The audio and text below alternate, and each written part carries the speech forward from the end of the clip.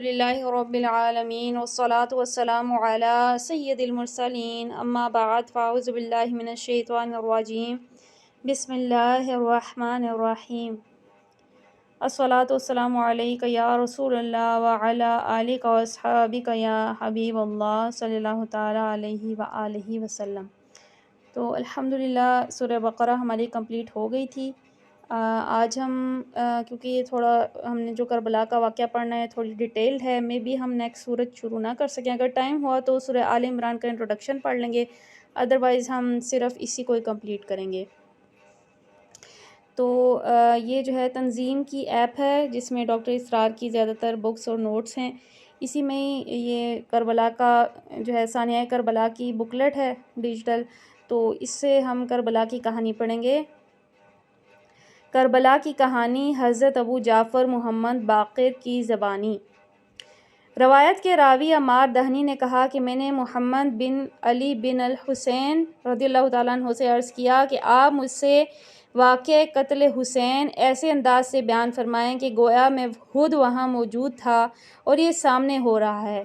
اس پر حضرت محمد باقر رحمۃ اللہ تعالیٰ علیہ نے فرمایا، امیر معاویہ کے انتقال کے وقت حضرت معاویہ کا بھتیجا یزید کا چچیرا بھائی ولید بن عتبہ بن ابی سفیان مدینہ منورہ کا گورنر تھا۔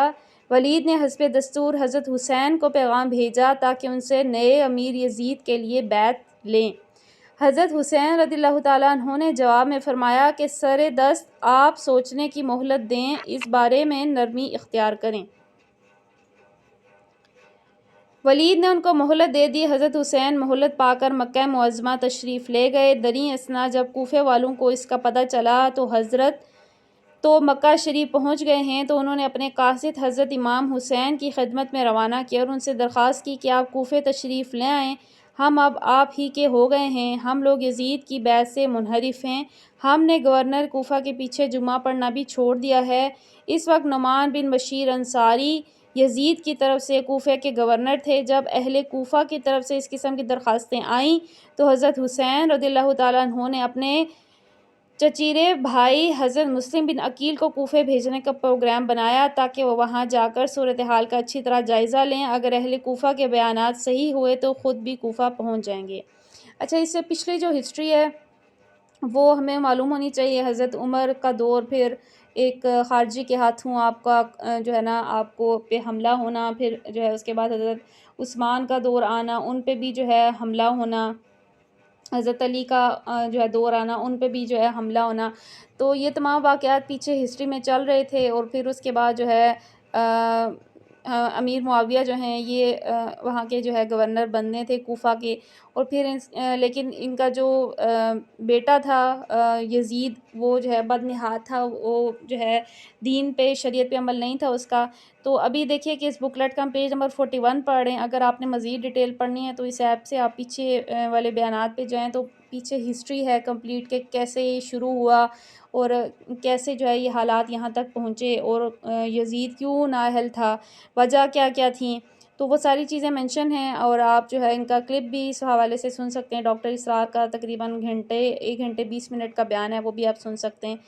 تو اس میں پوری ہسٹری ہے۔ ابھی یہ کہ ہم یہاں سے مزید آگے پڑھیں گے کہ جب جو ہے کوفہ کے گورنر بننے کے لیے یزید جو ہے وہ گورنر بننے کے لیے بیعت مانگ رہا تھا۔ ظاہر ہے کہ جب تک کہ جو ہے مدینہ سے، کیونکہ اسلام کی بیس تو وہاں سے ہے نا مدینہ سے، تو جب تک کہ وہاں سے بیعت نہیں آئے گی تو وہ گورنر نہیں بن سکتا تھا۔ اب دیکھیے کہ ایک شخص جو نااہل ہے وہ عہدے پر ہو، اور جو لوگ ہیں وہ کسی اہل شخص کے پاس جو ہے درخواستیں بھیج رہے ہوں کہ آپ آئیں، ہم آپ کا ساتھ دیں گے اور جو ہے اس نااہل کو جو ہے ہم سے اتاریں، تو اس صورت میں شریعت میں بھی جو ہے ان پر لازم ہو جاتا ہے کہ وہ وہاں جائیں۔ لیکن یہ کہ امام حسین نے حکمت عملی سے کام لیتے ہوئے پہلے جو ہے وہاں مسلم بن عقیل کو بھیجا تھا کہ وہ وہاں پہ جائیں، دیکھیں، جائزہ لیں کہ کوفے کے لوگ کیا کہتے ہیں، کیا صورتحال ہے۔ مزید آگے پڑھتے ہیں۔ قرارداد کے مطابق حضرت مسلم مکہ شریف سے مدینہ منورہ پہنچے، وہاں سے راستے کی رہنمائی کے لیے 2 آدمی ساتھ لیے اور کوفہ کی طرف روانہ ہو گئے۔ جس راستے سے وہ لے گئے اس میں ایک ایسا لک و دک میدان آ گیا جس میں پانی نہ ملنے کے سبب پیاس سے سخت دوچار ہو گئے۔ چنانچہ اسی جگہ ایک رہنما انتقال کر گیا۔ اس صورتحال کے پیش آنے پر حضرت مسلم نے حضرت حسین کو خط لکھ کر کوفہ جانے سے معذرت چاہی، لیکن حضرت ممدوح نے معذرت قبول کرنے سے انکار کر دیا اور لکھا کہ آپ ضرور کوفہ جائیں۔ بنا بنی حضرت مسلم کوفہ کو چل دیے۔ وہاں پہنچ کر ایک شخص اوسجا نامی کے گھر قیام فرمایا۔ جب اہل کوفہ میں حضرت مسلم کی تشریف آوری کا چرچا ہوا تو وہ خفیہ طور پر ان کے ہاں آئے اور ان کے ہاتھ پر حضرت حسین کے لیے بیعت کرنے لگے۔ چنانچہ 12,000 اشخاص نے بیعت کر لی۔ ہم دیکھیے کہ کوفہ والوں کا عمل کیا تھا کہ پہلے انہوں نے خطوط لکھے، اور ایک نہیں بلکہ ڈھیروں خطوط لکھے کہ یزید جو ہے ہم پہ گورنر بنایا جانے لگا ہے، اس کا عمل یہ ہے، آپ آئیں ہماری مدد کریں۔ پھر دیکھیے کہ حضرت مسلم کو وہاں روانہ کیا جاتا ہے، تو ان کے ہاتھ پہ دیکھیے کہ کتنے لوگوں نے بیعت کر لی، 12,000 نے بیعت کر لی کہ ہم آپ کا ساتھ دیں گے، ہر صورت میں ہم آپ کا ہاتھ پہ حضرت حسین کی بیعت کرتے ہیں، تو آپ جو ہے یعنی ہم لوگ جو ہے اس کے خلاف آپ کی مدد کریں گے۔ تو اس کے بعد کیا ہوا، دریں اثنا یزید کے کارندہ عبداللہ بن مسلم بن شعبہ حضرمی کو اس کا پتہ چلا تو اس نے ساری کارروائی کی اطلاع گورنر کوفہ نعمان بن بشیر کو دے دی، اور ساتھ ہی کہا کہ یا تو آپ واقعتاً کمزور ہیں یا کوفہ والوں نے آپ کو کمزور سمجھ رکھا ہے۔ دیکھتے نہیں کہ شہر کی صورتحال مخدوش ہو رہی ہے۔ اس پر حضرت نعمان نے فرمایا کہ میری ایسی کمزوری جو بر بنائے اطاعت الہی ہو وہ مجھے اس طاقت و قوت سے زیادہ پسند ہے جو اس کی معصیت میں ہے۔ وہ مجھ سے یہ نہیں ہو سکتا کہ جس امر پر اللہ نے پردے ڈالے رکھا ہے خواہ مخواہ اس پردہ کو فاش کر دوں۔ اس پر عبداللہ مذکور نے یہ سارا ماجرا یزید کو لکھ کر بھیج دیا۔ یزید نے اپنے ایک آزاد کردہ غلام سرحون نامی سے اس بارے میں مشورہ لیا۔ اس نے کہا کہ اگر آپ کے والد زندہ ہوتے اور آپ کو کوئی مشورہ دیتے تو اسے قبول کرتے۔ یزید نے کہا ضرور۔ سرحون نے کہا پھر میرا مشورہ یہ ہے کہ آپ کوفہ کی گورنری عبید اللہ بن زیاد کے سپرد کر دیں۔ ادھر صورتحال ایسی تھی کہ ان دنوں یزید عبید اللہ مذکور پر ناراض تھا اور بصرہ کی گورنری سے بھی معزول کرنا چاہتا تھا، مگر سرحون کے مشورے پر اس نے اظہار پسندیدگی کرتے ہوئے بصرہ کے ساتھ کوفہ کی گورنری پر بھی عبید اللہ بن زیاد کو نامزد کر دیا اور لکھ دیا کہ کوفہ پہنچ کر مسلم بن عقیل کو تلاش کرو، اگر مل جائے تو اسے قتل کر دو۔ تو اب دیکھیے کہ ظاہر ہر جگہ جاسوس اور اس طرح کے لوگ تو ہوتے ہیں، تو ان لوگوں نے جو بیعت کی تھی وہ خفیہ طور پر تھی، کوئی اس طرح سے اس کا اناؤنسمنٹ نہیں کی تھی، لیکن بیچ میں سے ظاہر ہے کچھ لوگ تھے، انہوں نے اب دیکھیے کہ کیسے خبر پہنچا دی، یزید تک پہنچا دی، اور یزید کو جب بتایا گیا کہ تمہارا باپ تمہاری جگہ ہوتا تو وہ تمہیں یہی مشورہ دیتا کہ تم خود گورنری چھوڑ دو اور جن کا بتایا جا رہا ہے ان کو بنا دو۔ لیکن اب ہوا کیا، انہوں نے پلان یہ بنا لیا کہ ان کو جو ہے گورنر بنا دیا جائے، یعنی عبید اللہ بن زیاد کو، اور ان کو جو ہے حکم یہ جاری کیا جائے کہ وہ مسلم بن عقیل کو تلاش کر کے قتل کر دیں۔ ابن زیاد کوفہ میں اور افشائے راز۔ اس حکم کی بنا پر عبید اللہ بصرہ کے چند سرکردہ لوگوں کے ہمراہ اس حالت میں کوفہ پہنچا کہ اس نے ڈھانڈا باندھ رکھا تھا تاکہ اسے کوئی پہچان نہ سکے۔ وہ اہل کوفہ کی جس مجلس سے گزرتا اس پر سلام کرتا اور وہ حضرت حسین سمجھ کر علیک السلام یا ابن رسول اللہ، اے رسول اللہ کے بیٹے آپ پر سلام ہو، سے جواب دیتے۔ اسی طرح سلام کہتا اور جواب لیتا ہوا وہ قصر عمارت پہنچا۔ وہاں پہنچ کر اس نے غلام کو 3,000 درہم دی اور کہا کہ تم جا کر اس شخص کا پتہ لگاؤ جو کوفے والوں سے بیعت لیتا ہے۔ تو اب کیا ہے کہ اس نے یعنی کہ اس نے عمل کیا کیا کہ اس نے جو ہے ایک اپنے اوپر یعنی کہ حلہ یعنی اس طرح کا لے لیا جس سے یہ سمجھنے لگے لوگ کہ یہ جو ہے حضرت حسین ہیں، اور وہ سلام بھی ایسے ہی کرتا، اسی انداز سے وہ گزرا۔ تو پھر اس نے پتہ لگانے کے لیے کسی کو بھیجا کہ مسلم بن عقیل کا پتہ لگایا جائے، لیکن دیکھو تم خود کو حمص کا باشندہ ظاہر کرنا اور یہ کہنا میں بیعت کرنے کے لیے آیا ہوں اور یہ رقم بھی پیش کرنا چاہتا ہوں تاکہ وہ اپنے مشن کی تکمیل میں اس کو صرف کر دیں۔ چنانچہ اس نے ایسا ہی کیا اور یہ بالطائف الحیل اس شخص تک اس کی رسائی ہو گئی جو بیعت لینے کا اہتمام کرتا ہے۔ اس نے اپنے آنے اور امدادی رقم پیش کرنے کی سب بات کہہ ڈالی۔ اس نے کہا مجھے یہ معلوم کر کے خوشی ہوئی کہ تمہیں ہدایت کا رستہ نصیب ہوا، لیکن یہ محسوس کر کے دکھ بھی ہو رہا ہے کہ ہماری اسکیم ابھی پختہ نہیں ہوئی تاکہ وہ اس غلام کو حضرت مسلم بن عقیل کے ہاں لے گیا۔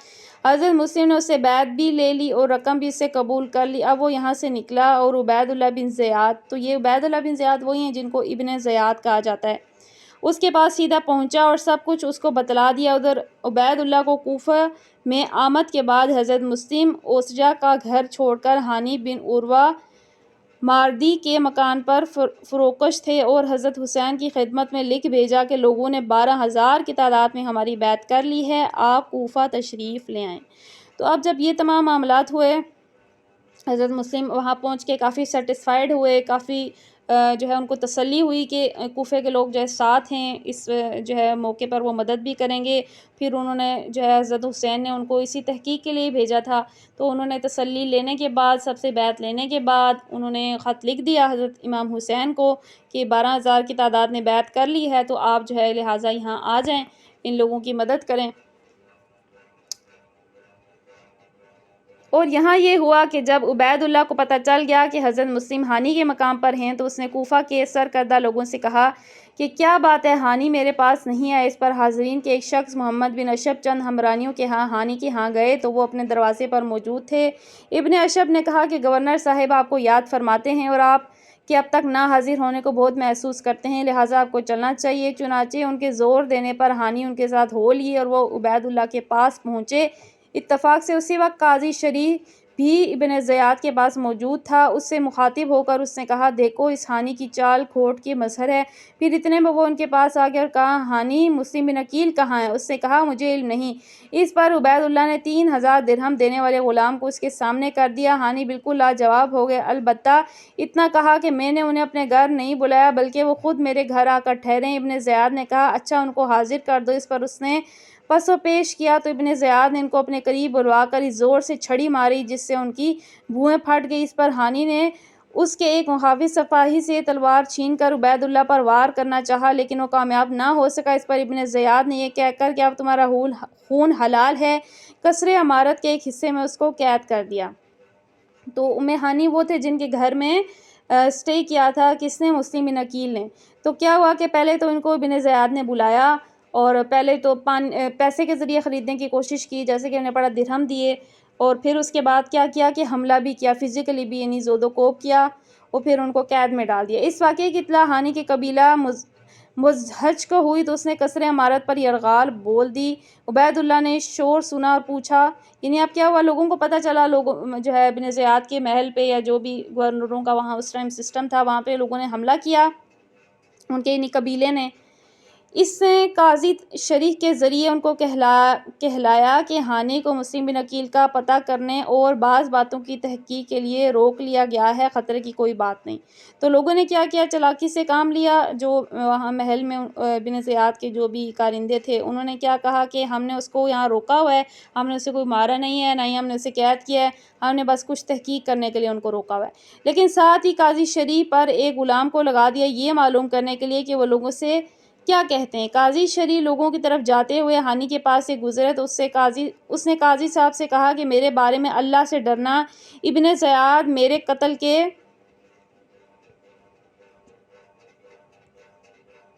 در پہ ہے۔ تاہم قاضی شریح نے ہجوم کو ابن زیاد والی بات کہہ کر مطمئن کر دیا اور لوگ بھی یہ سمجھ کر مطمئن ہو گئے کہ ہانی کو کوئی خطرہ نہیں ہے۔ تو اب لوگ جو جمع ہوئے تھے، ظاہر ہے اس وقت لوگوں میں، کوفے کے لوگوں میں جوش تھا، ایک جذبہ تھا، وہ لوگ جمع ہوئے جب ان کو اس طرح سے آگے سے جواب ملا کہ وہ ٹھیک ہیں، ہم نے جسٹ ان کو کچھ کوسچن تحقیق کرنے کے لیے، کچھ سوال جواب کے لیے روکا ہوا ہے، تو لوگ تسلی ہو گئی ان کو۔ جب مسلم کو ہنگامے کی اطلاع ہوئی تو انہوں نے اپنے ذرائع ابلاغ سے کوفہ میں اعلان کر دیا جس کے نتیجے میں 40,000 لوگ ان کے پاس جمع ہو گئے اور ان کو باقاعدہ انہوں نے ایک فوجی دستے کی شکل دی۔ تو پہلے جو 12,000 جنہوں نے بیعت کی تھی وہ خفیہ طور پہ تھی، نہیں خفیہ طور پہ وہ لوگ آئے تھے، انہوں نے بیعت کی تھی، لیکن جب ان کو پتہ چلا کہ ایسے معاملہ ہو گیا ہے، ہانی کو پکڑ لیا گیا ہے، تو انہوں نے کیا کیا، انہوں نے اعلان کیا۔ اب جب اعلان ہوتا ہے تو obviously زیادہ لوگ آتے ہیں، اعلان کی صورت میں کوفے کے 40,000 لوگ جمع ہو گئے۔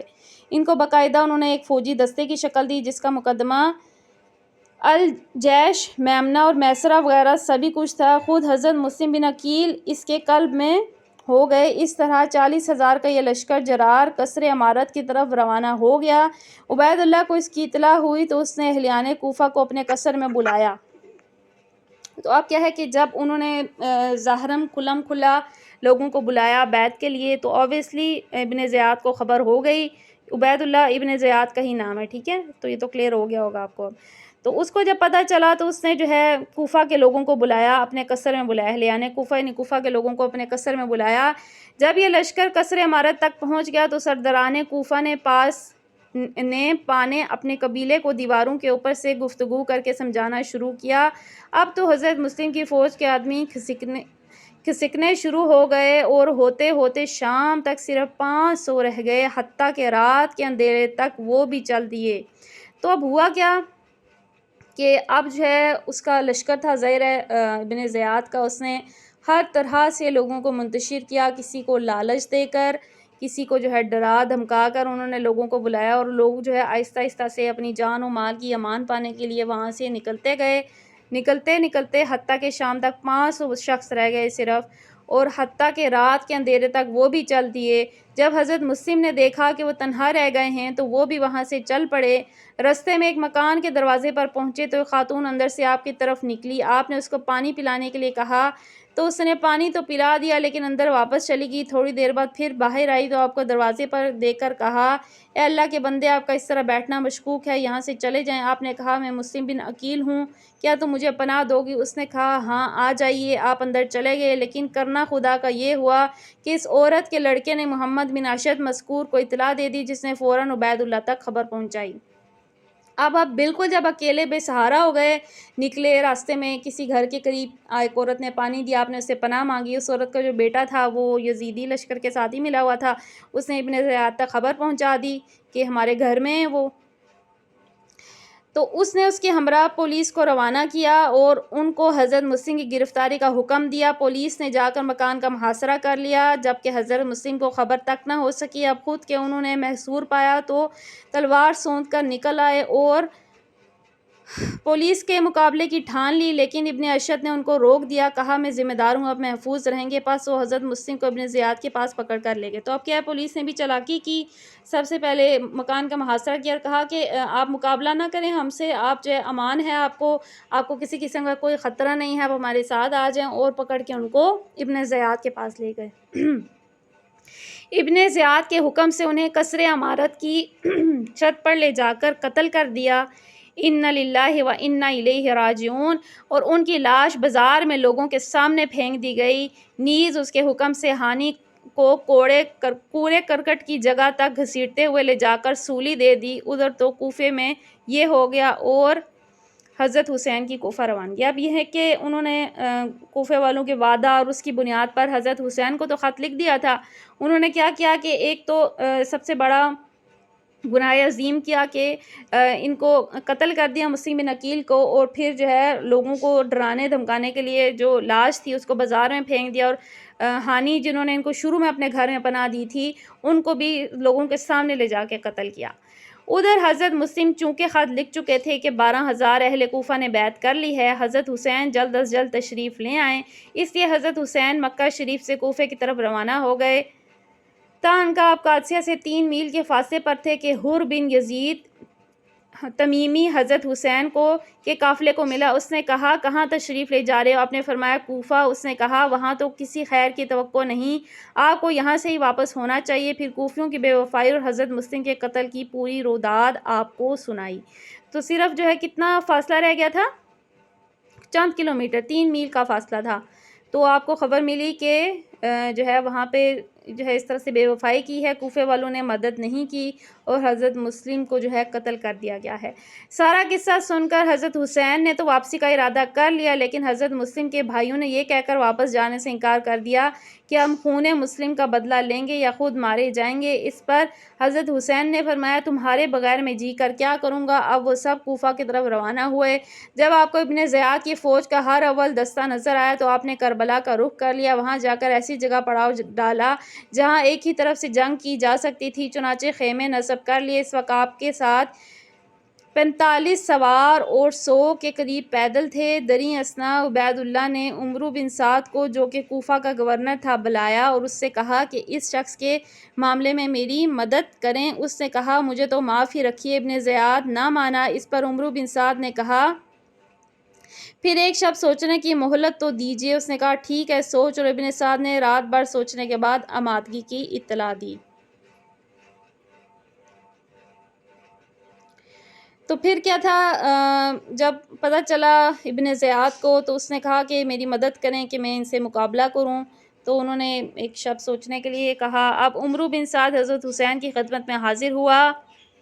حضرت نے اس کے سامنے یہ تجویز رکھی کہ دیکھو 3 باتوں میں سے ایک بات منظور کر لو، یا مجھے کسی اسلامی سرحد پر چلے جانے دو، یا مجھے موقع دو کہ میں براہ راست یزید کے پاس پہنچ جاؤں، یا پھر یہ کہ جہاں سے آیا ہوں وہیں واپس چلا جاؤں۔ تو اب دیکھیے کہ انہوں نے حکمت عملی سے اپنائی، کوئی ایسا نہیں ہے کہ اپنی جان لینے کے لیے خود ہی گئے۔ ہم نے جیسے پڑھا کہ شریعت میں فرض ہو چکا تھا، خط آ چکے تھے، اور جو ہے اس طرح سے ایک نااہل جب کھڑا تھا تو اس پہ جو ہے شریعت میں ہی آپ پہ واجب ہو گیا تھا کہ آپ جو ہے وہاں جاتے اور ان لوگوں کی مدد کرتے۔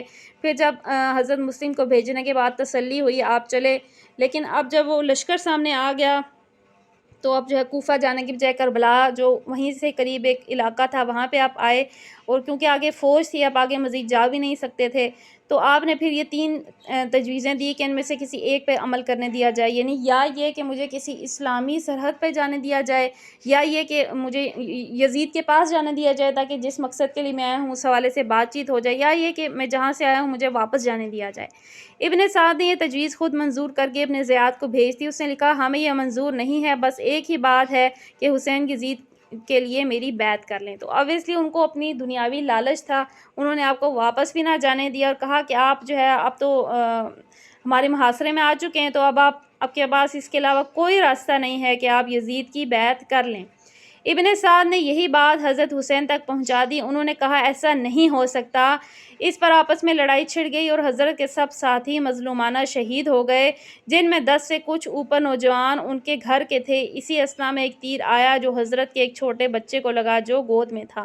تو اب ایک ایک کر کے آپ کے خاندان جو ہے، خاندان رسالت، ایک ایک شخص جو ہے شہید ہوتا گیا۔ انہوں نے کیونکہ بیعت کرنے سے انکار کیا اور ان کو کلیئر کیا، آپ ہر موقع پہ ان کو بتاتے رہے کہ تمہیں معلوم ہے میں کون ہوں، اور اپنی جو حدیثیں ہیں وہ آپ کے بارے میں جو حضور نے کے فرامین ہیں وہ بھی ان کو بتا کے یاد کرتے رہے کہ ایسا یعنی ظلم مت کرو، اور یہی 3 جو پیشکشیں تھیں ان میں سے کوئی ایک بات مان لو۔ لیکن جب اقتدار کا نشہ ہوتا ہے، طاقت کا نشہ ہوتا ہے، اور آگے یہ کچھ جو ہے چند جو ہے 100 سے بھی کم افراد تھے، تو وہ لوگ اپنی طاقت کے نشے میں پاگل ہو گئے، انہوں نے سب کو ایک ایک کر کے شہید کر دیا، حتیٰ کہ آپ کا جو چھوٹا بچہ تھا اس کو بھی شہید کر دیا۔ آپ اسے خون پوچھ رہے تھے اور فرما رہے تھے اے اللہ ہمارے اور ایسے لوگوں کے بارے میں فیصلہ فرما جنہوں نے پہلے یہ لکھ کر ہمیں بلایا کہ آپ کی مدد کریں گے، پھر اب وہی ہمیں قتل کر رہے ہیں۔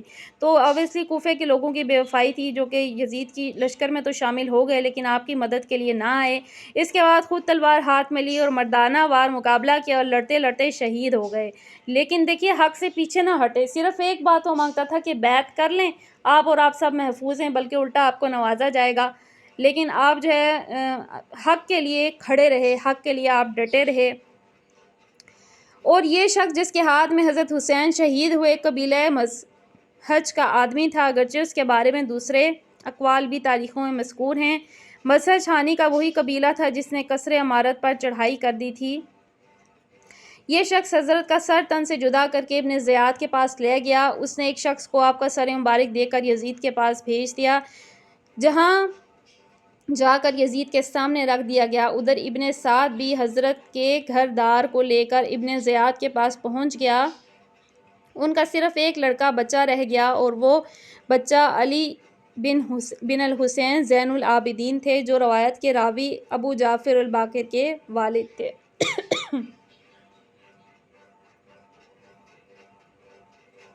تو ویسے جو واقعہ جو بیان کر رہے ہیں، جن کی زبانی ہم سن رہے ہیں، ابو جعفر، ان کے والد تھے امام زین العابدین۔ یہ عورتوں کے ساتھ اور بیمار تھے۔ ابن زیاد نے حکم دیا اس بچے کو بھی قتل کر دیا جائے۔ تو خاندان رسالت سے صرف آپ باقی تھے، اور آپ کیوں نہیں لڑے تھے؟ وجہ یہ تھی کہ آپ اس وقت بیمار تھے، تو اور آپ کو جو بیماری کے باوجود بھی آپ لڑنا چاہتے تھے، لیکن امام حسین نے انہیں جانے سے منع فرمایا تھا کہ آپ سے جو ہے ہمارا خاندان چلے گا، نسل چلے گی، آپ مت مقابلہ کریں۔ تو ابن زیاد نے حکم دیا کہ ان کو بھی قتل کر دیا جائے۔ اس پر ان کی پھوپھی حضرت زینب بنت علی ان کے اوپر گر پڑی اور فرمایا جب تک میں قتل نہ ہو جاؤں اس بچے کو قتل نہ ہونے دوں گی۔ اس صورتحال کے نتیجے میں ابن زیاد نے اپنا یہ حکم واپس لے لیا اور بعد میں اسیران جنگ کو یزید کے پاس بھیج دیا۔ جب حضرت حسین کو یہ بچے کچھ افراد خانہ یزید کے دربار میں پہنچے تو چند درباریوں نے حسب دستور یزید کی تنیت فتح پیش کی۔ ان میں سے ایک شخص نے یہاں تک جسارت کر ڈالی کہ ایک لڑکی کی طرف اشارہ کر کے کہا امیر المومنین یہ مجھے دے دیجئے۔ استغفر اللہ استغفر اللہ۔ یہ سن کر حضرت زینب بنت علی نے کہا بخدا یہ نہیں ہو سکتا بجز اس صورت کے کہ یزید دین الہی سے نکل جائے۔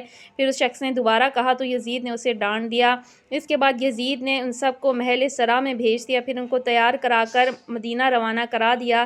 جب یہ لوگ مدینہ پہنچے تو خاندان عبد المطلب کی ایک عورت سر پیٹتی اور روتی ہوئی ان سے ملنے کے لیے آئی اور اس کی زبان پر یہ اشعار تھے۔ ان کا یہاں ترجمہ نہیں لکھا ہوا تو اس لیے البتہ یہ کہ یزید کا جو لالچ اور جو اس کو حکومت کا لالچ تھا اور جو وہ حاصل کرنا چاہتا تھا وہ پھر تھوڑا عرصہ بھی نہ چلی اس کی حکومت، اور وہ جو ہے ذلت کی موت مرا۔ اس کا ایک ساتھی جو ہے ذلت کی موت جو ہے قتل ہوئے، اور جو ان کا دنیا کا لالچ تھا۔ آپ دیکھیے کہ امام حسین جو ہے شہید ہو کر آج بھی زندہ ہیں، لیکن یزید کا نام و نشان بھی اس کی نسل میں کسی کا بھی معلوم نہیں ہے کہ کون ہیں، کہاں گئے، کہاں آئے۔ تو یہ ہوتا ہے حق کے لیے لڑنا، اور وہ لالچ جس کے لیے جو ہے آپ لڑتے ہیں حق کے مقابلے میں، لیکن وہ جو لالچ ہے وہ کچھ عرصہ بھی باقی نہیں رہتا۔ تو یزید کا انجام بد وہ بھی ایک کمپلیٹ سٹوری ہے، ڈیٹیل ہے کہ اس نے اس کے بعد کیا کیا جو ہے عمل کیے۔ مدینے پہ اس نے کیسے جو ہے گھوڑے مسجد نبوی میں باندھے اور کعبہ کی کیسے بے حرمتی کی گئی۔ تو یہ سب چیزیں جو ہے یزید نے اس کے بعد کیں، لیکن اس کی جو حکومت تھی وہ کچھ عرصہ بھی نہ چلی، اور پھر جو ہے جس نے ظلم کیا تھا ایک شخص جو ہے ذلت کی موت مرا۔ تو یہ ہے واقعہ کربلا۔ اس میں صرف اتنا ہی لکھا ہے یزید کا انجام بد وغیرہ۔ اگر آپ میں سے کوئی پڑھنا چاہتا ہے تو آپ لوگ مجھے کہہ سکتے ہیں، میں آپ کو وہ لنک بھی بھیج دوں گی، وہ بیان بھیج دوں گی جس میں وہ ڈیٹیل ہے کہ یزید کا کیا انجام ہوا اس کے بعد۔ البتہ یہ کہ اس واقعے میں ہمارے لیے جو ہے بہت سارا، ایک تو یہ کہ بہادری حضرت حسین کی دین حق کی خاطر اور حق بات پہ قائم رہنا، بجز اس کے کہ آپ جو ہے اگر چاہتے تو آپ اپنی کمزوری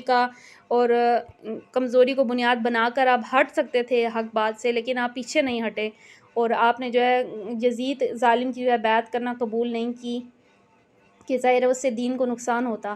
اگر یعنی آج لوگ حجت بنا کے پیش کر دیتے کہ بھائی وہ امام حسین تھے وہ ہٹ گئے تو ہم کیسے قائم رہ سکتے ہیں، تو آپ نے رہتی دنیا تک ایک درس قائم کر دیا، ایک سبق قائم کر دیا کہ حق کے لیے اگر 72 بھی ہوں تو وہ کھڑے رہیں، بھلے ان کو اپنی جان دینی پڑ جائے۔